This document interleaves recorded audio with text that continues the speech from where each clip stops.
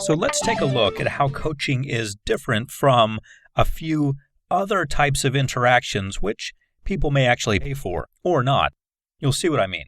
First of all, consulting. Now, in consulting, someone is definitely paying for the service, but consulting is different from life coaching because consulting usually has to do with a very, very limited scope. For example, you will find that consultants usually have worked as professionals in the area in which they currently consult. So a consulting statistician, for example, may have had a career as a statistics professor.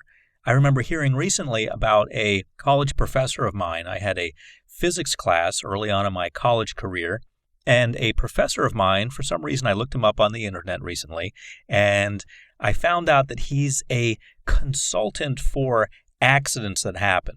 So when an accident happens, he reconstructs it using a model based on physics to see who is at fault.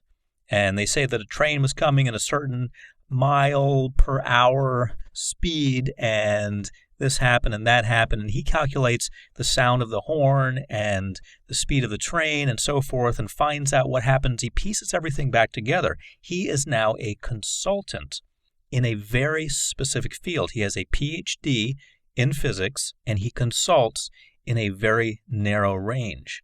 So a consultant is usually someone who is called in who is an expert in a very, very limited area. For example, you can have a legal consultant, and even more specifically, you can have a legal consultant who is good at corporate mergers. Just a consultant, but that person has perhaps had a legal career dealing with corporate mergers. And now this person is acting as a consultant. Also, consultants usually work part-time. It's usually not what they do full-time. It's something they do just to kind of keep their finger on the pulse of what's going on. They're consulting about it. They don't want to give up their career, but they don't really want to do their career full-time either, so they consult. So life coaching is different from that in that, first of all, you will be doing it full-time if you want to. And secondly, you are not limited to any specific field. You don't have to be an expert in any one field. You don't have to focus on any one field. You are called in to motivate and to get the person going and to get them working within a plan in any field. You don't have to be an expert in that field to help motivate them and get them working toward a goal in that field. So life coaching is different from consulting. It's also different from advice. Advice you wouldn't pay for ordinarily. Of course, bad advice you'll pay for many times over if you take bad advice, but advice in general is free. It's something that friends give, and perhaps you've been giving a lot of advice.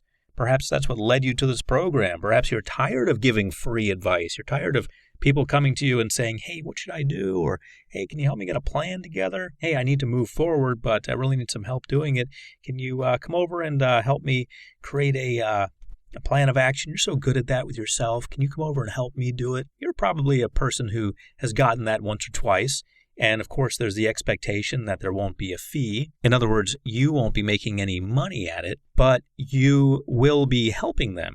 You will be helping them do something.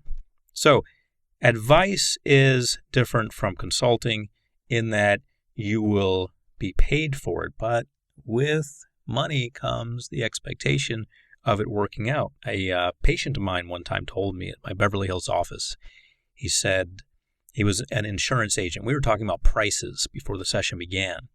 My prices, his prices, other people's prices for what we do and what they do and what people do in general. And he said something to me which has stuck with me for a long time. This was probably about 10 years ago that he said this. And he said, price is only an issue in the absence of value. Price is only an issue in the absence of value. In other words, you can charge whatever you want, as long as you're delivering the value that goes along with that price tag. If you're charging $25,000 for something, you better be delivering at least $25,000 worth of value to them, to that person or to that company or to that situation. If you're not, then it's going to be an issue. But if you are delivering, then it's okay. everything's fine. So realize that advice is something that you used to give away, and now it's something you charge for, and you no longer call it advice, you call it life coaching. You're still giving advice. That's part of what you do. But technically, advice you don't charge for, and life coaching you better be charging for. I don't want to find out that you're giving away life coaching. That's not what this is all about. Trust me when I say people appreciate help more when they pay for it. No matter what you're charging, whether it's $5 or $5 million, people appreciate things more when they're paying for it. It also sets you up as a professional. It creates a professional relationship in which you're not just working with buddies, helping them out. You're actually a professional. How is it different from mentoring? Well, in many ways, life coaching is mentoring. Just like in many ways, life coaching is advice, and to some degree, it's consulting. But it's different from mentoring in that you have, again, just like with consulting, a wider scope that you can work with. Mentoring usually has a limited connotation. You're mentoring someone, you're working with them on one thing, and you're an expert at the one thing. In life coaching, you don't have to be an expert at the one thing. Let's say somebody hired you as a life coach to work on their golf swing, and you don't know anything about golf. You've never even picked up a golf club, but you're mentoring them. You're working with them. You're helping them. So you're not actually mentoring them per se in the technical definition of it, because you don't really know anything about golf. So you're not a golf mentor. So that's the difference. You don't have to be an expert. A golf consultant better be, he or she better be an expert. A golf mentor, should be an expert. But a golf life coach does not have to be an expert. And this is where we get into the fascinating and beautiful part of life coaching. And it's the same with hypnotherapy, with what I mainly do, which is hypnotherapy. You don't have to be an expert in the field that you're helping them with. They already know how to do it. And chances are they're working with someone who's an expert. Chances are they've got a consultant or a mentor or a coach or something like that. They need something else. So many times, people will come to me and say, I need help. A black belt in karate needs help. I'm not a black belt in karate. I took a little bit of it, but I'm not a black belt. A world-class gymnast came to me one time. Her coach brought her to me, and he sat there during the sessions to make sure I did the sessions right. But he was an expert in gymnastics. He trained her in gymnastics. I don't know anything about gymnastics. I'm not even very flexible. It doesn't matter. I don't have to be a gymnast to understand how to coach someone. All he wanted me to do was, in my case, use hypnosis on her, but also get her motivated, get her to do the things she knew how to do. She already knew how to do them. She was just messing up in key clutch moments when she should have been performing. She was messing up, injuring herself, and getting eliminated from not only the competition, but also eliminated from a lot of things she wants to do in life, like walk around without limping, because she was actually injuring herself. So I didn't have to be an expert. I didn't have to be a mentor or a consultant, but I also didn't give away advice. I sold my services as a life coach and a hypnotherapist. And that's what you want to do. Sell your services, but realize you don't need to be an expert. You are not a mentor. You are a life coach. Let's look at counseling. Counseling is something that when you look at it legally, usually a counselor is a therapist, a licensed therapist, licensed by their state in their country, and they are practicing something that they have been trained for, usually at a university, and they have a degree on the wall, and they have a license on the wall, a little piece of paper from the state they live in saying it's okay for them to work with people. That's a counselor. Usually they're PhD psychologists, or they've got a master's degree in counseling. Sometimes they're MFTs, marriage and family therapists, very popular in California. Sometimes they've got an MA, a Master of Arts, sometimes an MS, Master of Science. But those are counselors. They are trained usually at a university, and they're also licensed. The word counselor and the phrase counseling carry with them some legal implications. You will not, by virtue of taking this program, be a counselor. Do not call yourself a counselor unless for some reason it's okay in your area. Most areas It's not okay. In most areas, what they want to do is make sure that you are not using that term. You are not using the legal term, because counselor is a term that if you use it, you will actually cause some trouble for yourself. So there's some fairly strict regulation when it comes to counseling. So life coaching is different from counseling in the sense that you don't have to be licensed to do it. You don't have to be licensed to practice as a life coach. Anyone, believe it or not, can call themselves a life coach in most areas.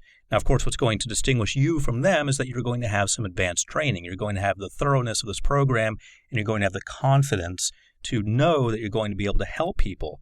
When you get into phrases like counselor, that causes some potential legal challenges for you, unless, of course, you are trained otherwise at a university. So realize that. Also, the difference between life coaching and counseling is that you're usually not going to go that deep with someone. In counseling, doesn't it bring up the image for you of someone sitting in a chair with a pad of paper and a pen and writing who knows what while the person's reclining on a couch and telling their life story and telling what's going wrong with them and so forth, and the counselor is nodding?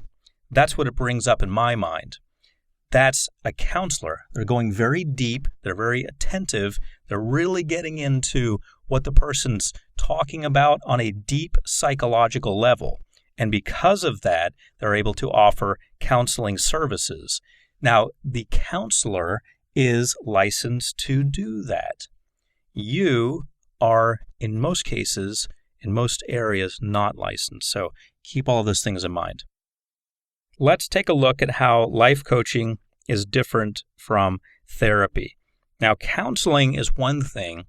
Therapy is something that is similar to counseling, yet not necessarily the same thing. Therapy goes one step further. You're not just saying you're counseling someone, you're claiming to actually therapeutically aid them in some way. So you're a therapist. So a therapist, again, is something you want to stay away from. Not a therapist. Don't stay away from a therapist. If you need one, go to one, of course. But the term, calling yourself a therapist, you want to stay away from that unless you've had some other training besides this training, because therapist, calling yourself a therapist, is going to potentially get you into some trouble.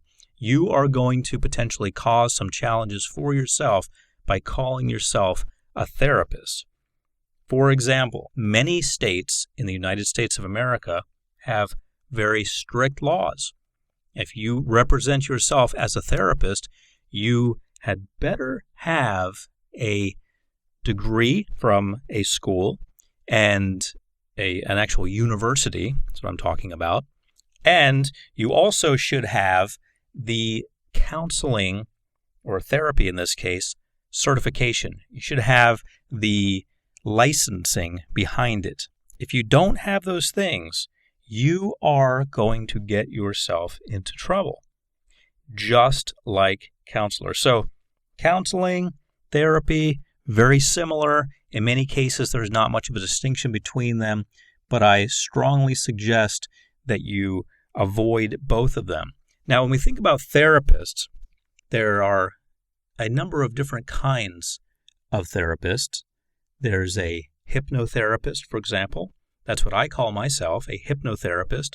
But even in my profession, the legally preferred term in many areas is hypnotist. And the word hypnotherapist is looked down upon. In many places, the states, in the United States at least, do not want hypnotherapists to call themselves hypnotherapists because of the word therapy. They want them to stay away from it. So one of the largest organizations for hypnotherapy, the National Guild of Hypnotists, is very adamant about this. They call themselves hypnotists, not hypnotherapists. So when I started certifying people as hypnotherapists, it was a while back, I changed it over time to certifying them as hypnotists. So stay away from these terms. Stay away from calling yourself these things, counselor or therapist, unless you are otherwise trained and licensed. How is life coaching different from critiquing? Well, in many cases, you will be doing some critiquing. You'll be critiquing the lifestyle of your client. And I recommend that you call them a client, by the way, not a patient. A patient sounds a little too clinical. I call my people who come to see me, clients or patients. I use the words interchangeably, but they're usually lying down. I'm more of a counselor, if you will, more of a therapist, if you will, although I don't legally use those terms. But what you're going to be doing is not really conjuring up the image of someone lying down and you sitting there with a pen and paper and scribbling something on it and so forth. You are going to be critiquing them to a large degree. You're going to be looking at what they're doing and saying, hey, wait a minute, this is all wrong. You need to do this. If you want to get to that goal, you need to do this. So you are going to be, to a large degree, critiquing them. But really, it goes so much further than that. So much further than just critiquing someone. If you're going in and you're just critiquing, then you're not actually doing any life coaching. Critiquing is similar to criticizing. If you're telling someone, hey, you need to fix this, you need to change that, you need to do something else, you need to do this differently. Well, that's nice, that's interesting, but you're actually not offering a solution when all you're doing is critiquing. So part of what you're doing is critiquing, but most of what you're doing is helping them get to the solution. You are there to solve their problems or challenges. Make no mistake about it. That's what you're there for. So just walking in and saying, hey, this is wrong. This is wrong. That's wrong. The other thing's wrong. I think you should do this differently. Why don't you change what you're doing there? You see how I'm talking there and where I'm going with this. I'm just pointing out things that are wrong. When actually what I should be doing is doing that in my head, saying, okay, these things are wrong. I'm going to put them down here. And then when I present things to the client, I'm going to, rather than getting all over them and saying you're wrong, I'm just going to say, have you ever thought about doing this? Have you ever thought about doing it this way? That's how I would start with a client when you don't know them. Now, eventually, if you develop rapport, you can just say, hey, buddy, you need to change this.